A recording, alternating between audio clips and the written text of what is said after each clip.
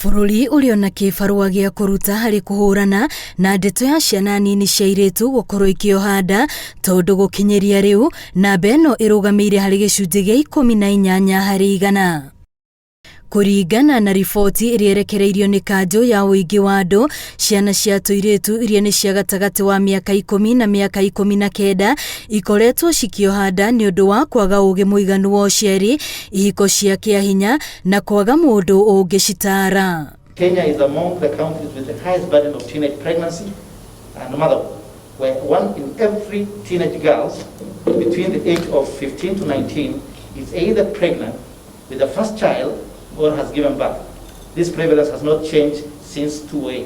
Mwaka-inĩ ũyũ kaunti ya Nairobi nĩ ĩtongoretie na ciana 2,379 iria ciohete nda, igacokwo nĩ kaunti cia Homa Bay, Kajiado, Mandera na Bomet. Mostly this challenge comes in when all of us as stakeholders begin to talk about this thing like it's not an emergency.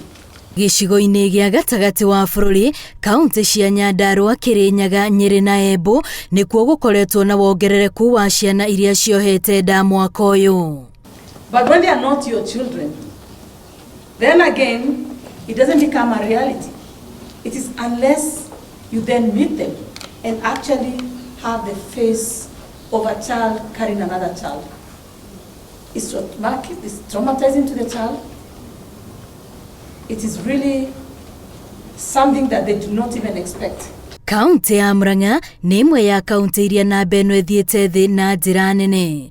Kũrerĩkana atĩ imwe cia itũmi iria ikinyanĩirie ũndũ ũyũ nĩ gũkorwo airĩtu makĩona tauro cio theru na ũhũthũ, gũtigĩrĩra gũtirĩ mũrutwo ũraingatwo nĩ bithi, kũmahe gĩthomo kĩgiĩ ũciari, ona kũmaiga hĩndĩ ciothe marĩ na ũndũ mareka.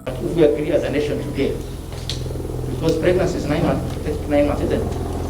And we say from next year, there should not be teenage pregnancy. I can tell you we can do that. It just requires us to decide today and say not motherhood in childhood.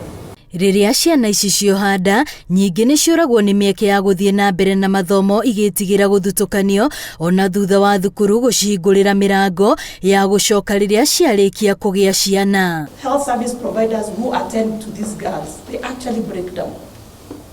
The counseling is traumatic. You even don't want to be in that shoe. Trying to talk to a girl, first of all, she even tells you, I was defiled. So again, there's something else, violence.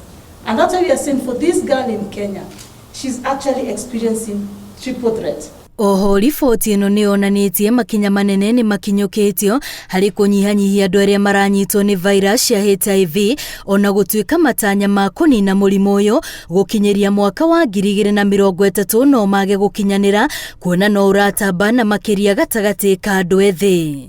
Ngĩribotera Inooro TV, rĩtwa rĩakwa nĩ Wambui wa Macharia.